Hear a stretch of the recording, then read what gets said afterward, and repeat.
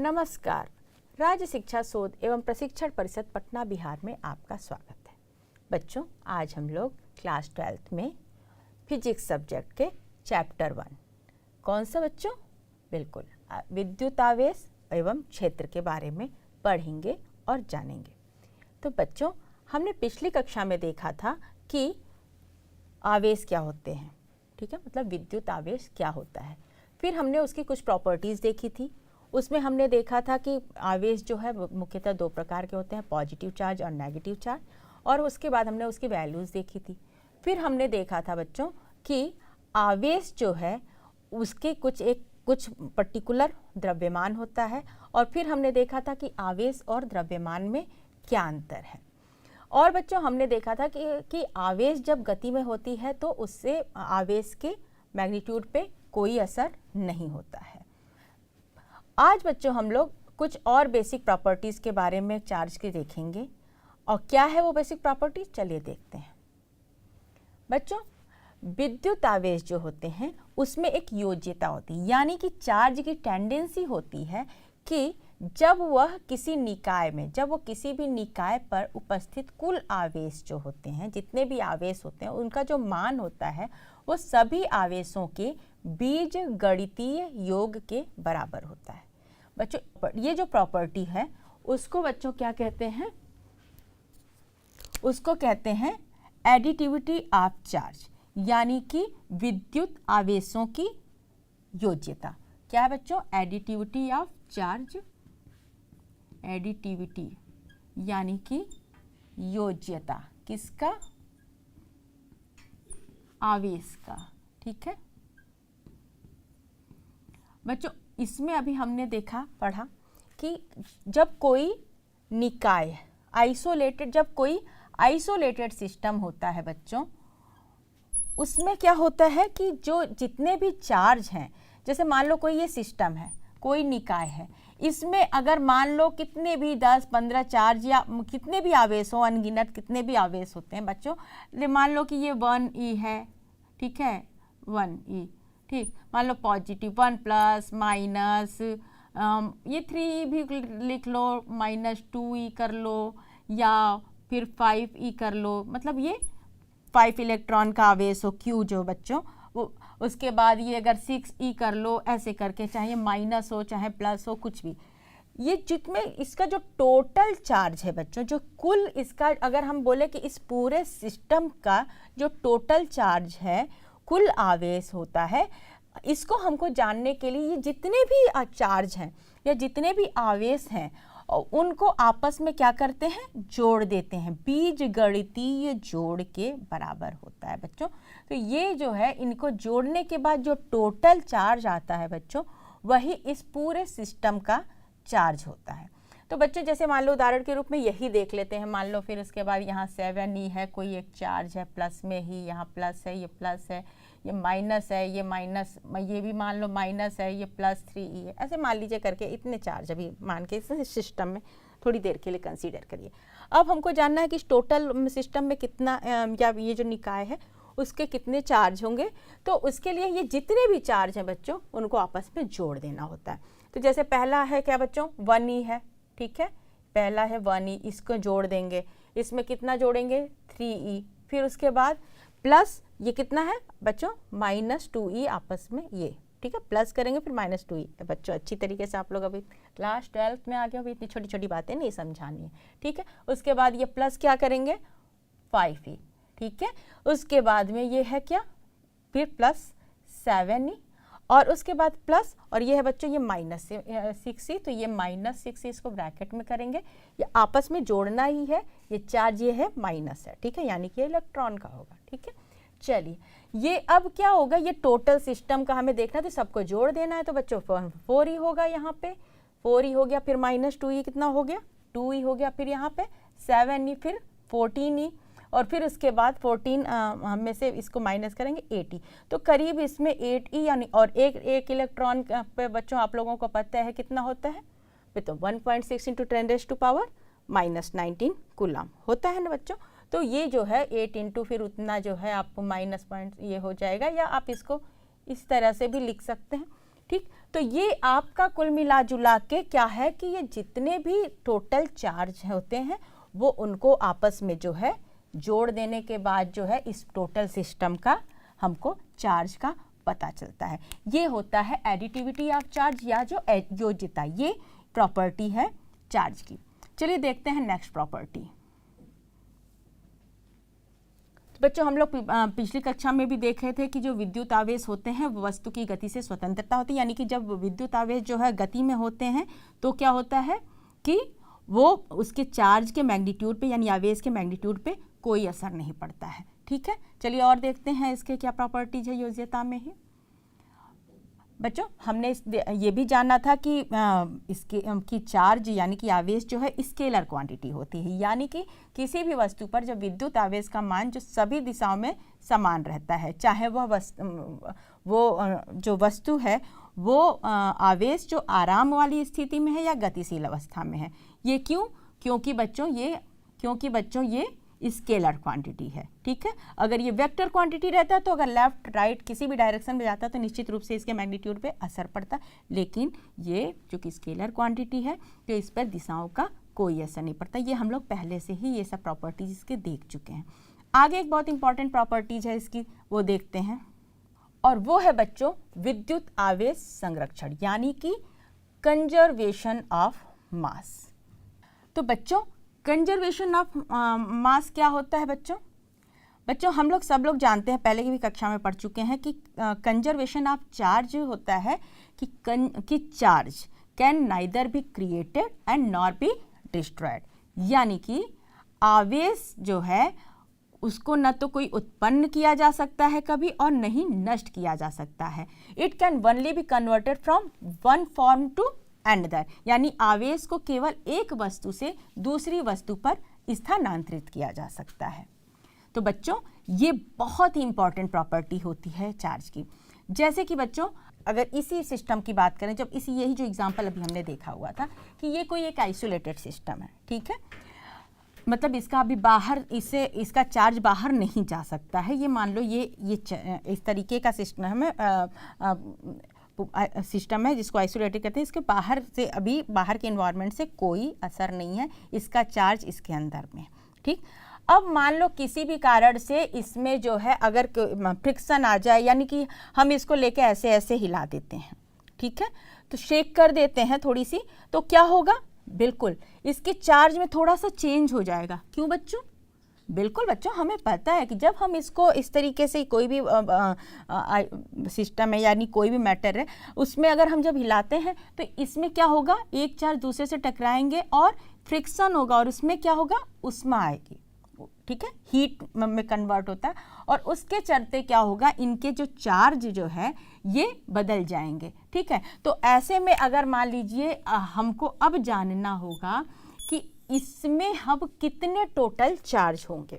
ठीक है बच्चों, कि अभी तो ये मान लो टोटल कितने करीब थे बच्चों, 80 के करीब थे। ठीक है, 80 था।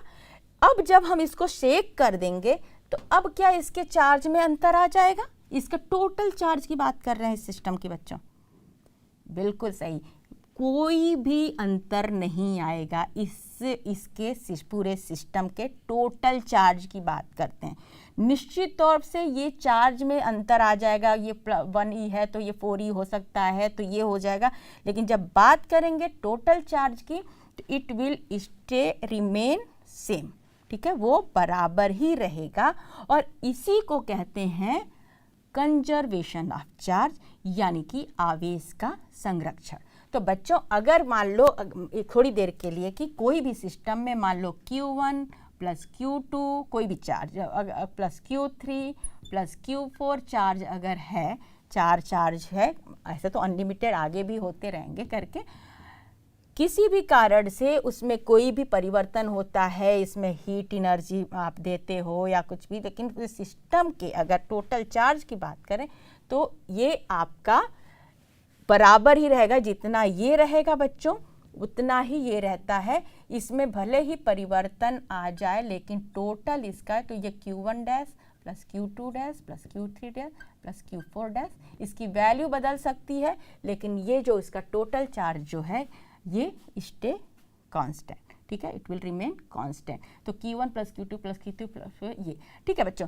अगर मान लो इसी सिस्टम में हम कहें कि ये है कितना टोटल, इतना ये है, और जब इसको शेक कर देते हैं तो ये मान लो आ जाता है 5E, एक है 7E, एक है 4E, एक है -2E, एक मान लो -3E है, और अगर मान लो 1 2 3 4 6 का, अगर हमको ये छठा पूछेगा कि ये वाला चार्ज कितना है, हाउ मच इज दिस, मान लो x, ठीक है।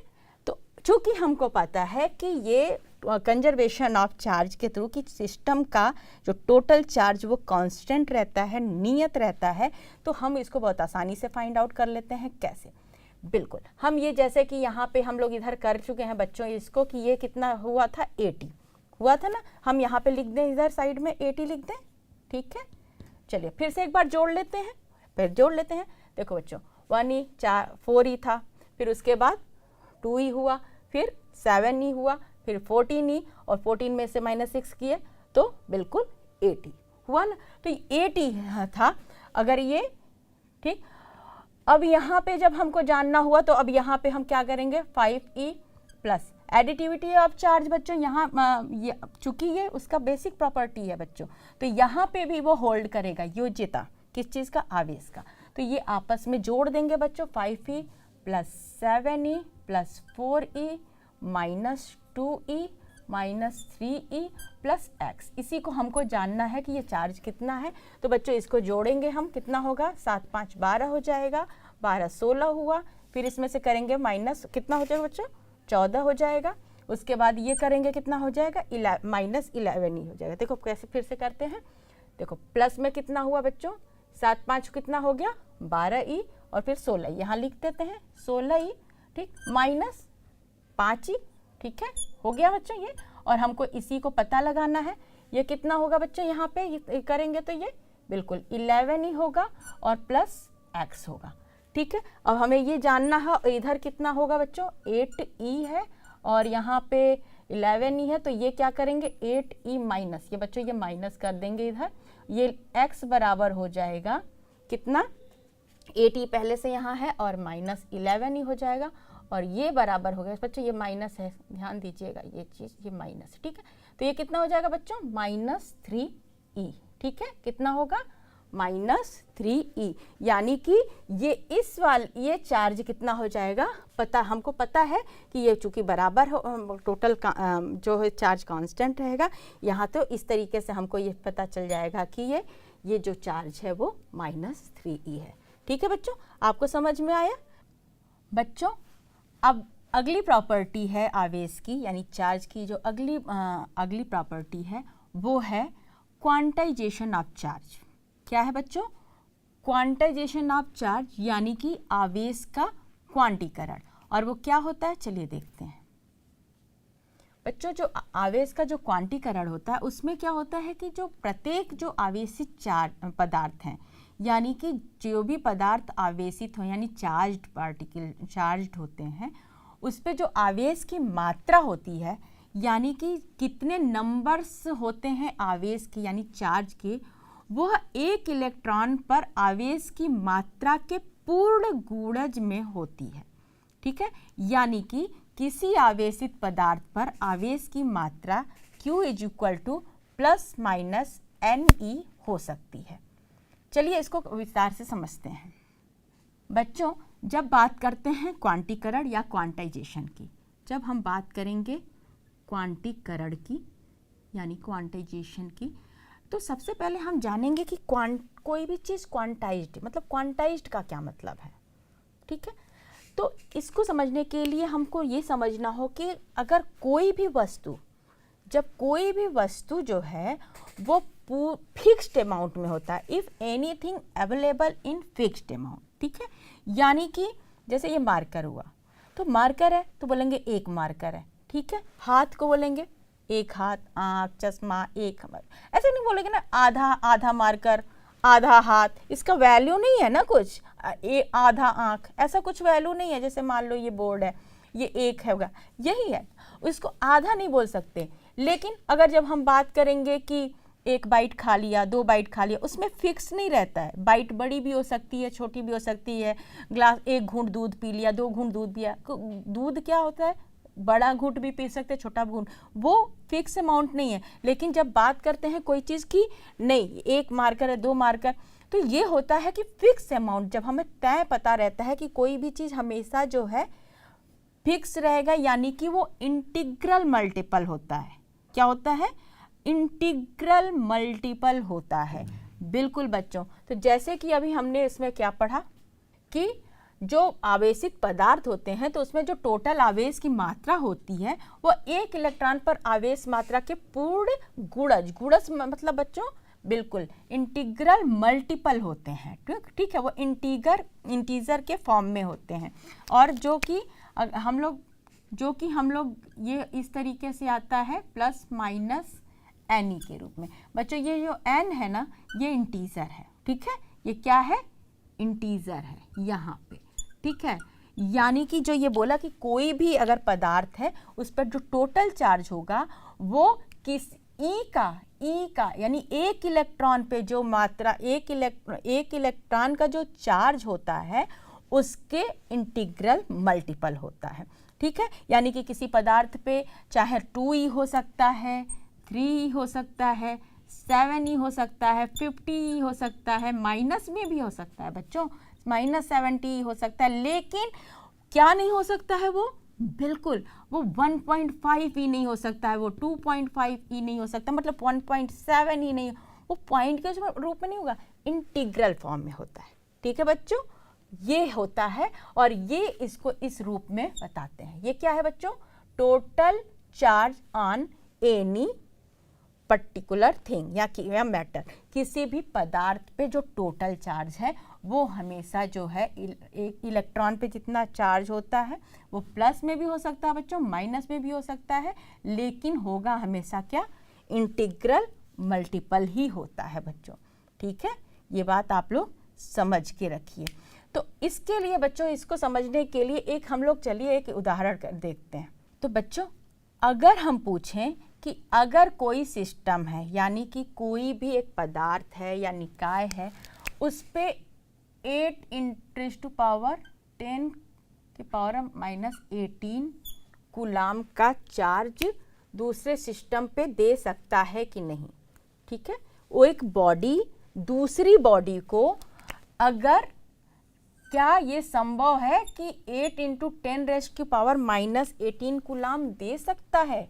अगर आपको ये क्वेश्चन पूछा जाए तो आप बताइए ये कैसे बताएंगे कि क्या ये संभव है कि अगर एक बॉडी को दूसरी बॉडी पे, आप बच्चों जानते हो कि आवेश का क्या होता है, जब एक बॉडी दूसरी बॉडी से ऐसे रब करते हैं तो कुछ चार्ज जो है दूसरी बॉडी में चला जाता है। ठीक है, और ये भी जानते हो कि अगर मान लो ये 2 पदार्थ है आपस में, इसको रब किया गया, ठीक है, तो इस पे जो है कुछ चार्ज इस पे आ जाता है। जो चार्ज आएगा बच्चों, जब इस पदार्थ से इस पे जो है चार्ज आता है बच्चों, तो इस पदार्थ पे क्या हो जाता है, नेगेटिव चार्ज हो जाता है। क्या हो जाता है, नेगेटिव चार्ज होता है। और ये जितने भी इसमें से इलेक्ट्रॉन्स अगर गए होते हैं तो यहाँ पे क्या हो जाता है बच्चों, पॉजिटिव चार्ज होता है। ये आप जानते हैं, पहले भी पढ़ चुके हैं। ठीक है, लेकिन जब हम क्वेश्चन पूछते हैं कि क्या ये संभव है कि इन दोनों बॉडी को जब आपस में रब करेंगे तो क्या 8 × 10⁻⁻18 कूलाम का चार्ज जो है इस पे ट्रांसफर कर सकता है, क्या ये संभव है क्या? तो ये आपको जानने के लिए आप कैसे जानोगे बताओ? बिल्कुल यही फॉर्मूला आपको काम आएगा। तो ये करके देखते हैं हम लोग कि कैसे हमको पता चलेगा। बिल्कुल, अब हमने बच्चों यहाँ पे जो ये फॉर्मूला है इसमें हमें ये जो Q का मान है वो हमको पता चल गया है, कितना, 8 × 10⁻⁻18 कूलाम। ठीक है, और हमको क्या मालूम है कि E का वैल्यू कितना है, 1.6 × 10⁻⁻19 कूलाम हमको पता है। अब हमको निकालना क्या है बच्चों, बिल्कुल हमें निकालना है n की वैल्यू। ठीक है, तो इसके हिसाब से बच्चों Q = n ही है, प्लस माइनस n ही। ठीक, तो हम लोग यहाँ पे n कितना हो जाएगा बच्चों, बिल्कुल +-Q/E हो जाएगा कि नहीं, n यहाँ से E नीचे जाएगा और ये प्लस माइनस इधर आ जाएगा, तो plus minus Q by E. ऊपर बच्चों क्यू की वैल्यू रख देंगे, कितना रख देंगे 8 इंटू 10⁻⁻18 कूलम, और नीचे कितना रख देंगे 1.6 इंटू 10⁻⁻19 कूलम। ठीक, तो अब हम क्या करेंगे, इसको अगर ऐसे करेंगे तो 80 हो जाएगा, और यहाँ से ऊपर जाएगा तो बच्चों कितना हो जाएगा, ये 800 हो जाएगा कि नहीं। और यहाँ पे 10⁻⁻18 ऐसे कट गया, और यहाँ पे 16। अरे अब इतना मैथ तो आप आराम से फटाफट कर ही सकते हो, बिल्कुल। तो कितना आएगा बच्चों, ये 50, यानी कि n की वैल्यू फुल इंटीजर आ रही है। कितना आ रहा है, 50 आ रहा है। ठीक है, ये पॉइंट में नहीं आ रहा है, इसलिए जब ये n जो है पूरा इंटीग्रल वैल्यू आएगी, इसका मतलब ये है कि हाँ इतना आवेश जो है हम ये एक बॉडी से दूसरी बॉडी में ट्रांसफ़र हो सकता है। लेकिन बच्चों यही आ जाता 50.5, 50.7 या 45 समथिंग पॉइंट में आ जाता, तब हम कहते हैं कि नहीं ये संभव नहीं है। जब दो सब्सटेंस आपस में रब करते हैं या जब एक बॉडी से दूसरी बॉडी में ट्रांसफ़र होता है चार्ज का, तो वो हमेशा इंटीग्रल मल्टीपल ही होता है। ठीक है, तो इस तरीके से हम लोग क्वांटीकरण को समझ सकते हैं या चार्ज आवेश का क्वांटिफिकेशन को समझ सकते हैं। ठीक है बच्चों, तो बच्चों इस तरीके से हम लोगों ने देखा कि आवेश का यानी किसी चार्ज का फंडामेंटल प्रॉपर्टीज़ क्या क्या होती हैं। ठीक है बच्चों, तो अब हम लोग आगे जानेंगे कि कुचालक पदार्थ या सुचालक पदार्थ क्या होता है। तो चलिए देखते हैं। तो बच्चों चालक यानी कि जो कंडक्टर होते हैं वो क्या होते हैं। तो जिन पदार्थों में से विद्युत आवेश यानी कि सामान्यतः जो इलेक्ट्रॉन होते हैं बच्चों, उनका जब मुक्त प्रवाह हो सकता है, जिस भी चालक में इलेक्ट्रॉन का यानी विद्युत आवेश का मुक्त प्रवाह हो सकता है, उन्हें चालक कहते हैं या कंडक्टर कहते हैं। जैसे कि एग्जाम्पल के रूप में आप देख लिए कॉपर यानी कि तांबा। ठीक है, उस और कुचालक क्या होते हैं बच्चों, बिल्कुल इंसुलेटर इसको इंग्लिश में कहा जाता है। ऐसे पदार्थ जिनमें से विद्युत आवेश प्रवाहित नहीं होते हैं उन्हें विद्युत रोधी या कुचालक या परावैद्युत पदार्थ भी कहते हैं, डाइलेक्ट्रिक सब्सटेंस उसको कहते हैं, जैसे कि कांच, प्लास्टिक, एबोनाइट इत्यादि। तो बच्चों ये कुचालक सुचालक तो आप लोगों को बहुत पहले से पता है। हम लोग आगे की कक्षा में इनको देखेंगे कि किस तरीके की कुचालक और सुचालक में यानी जब कंडक्टर और इंसुलेटर में किस तरीके से बिजली के प्रवाह पे क्या असर पड़ता है, नहीं पड़ता है, या बल के बीच में क्या, इलेक्ट्रॉन के बल के बीच में क्या असर होता है, उसके लिए हम लोग कूलॉम का नियम, गॉस का नियम आगे की कक्षाओं में पढ़ेंगे। तब तक आप लोग हंसते रहिए, मुस्कुराते रहिए और भौतिक विज्ञान का आनंद उठाते रहिए। फिर मिलेंगे, नमस्कार।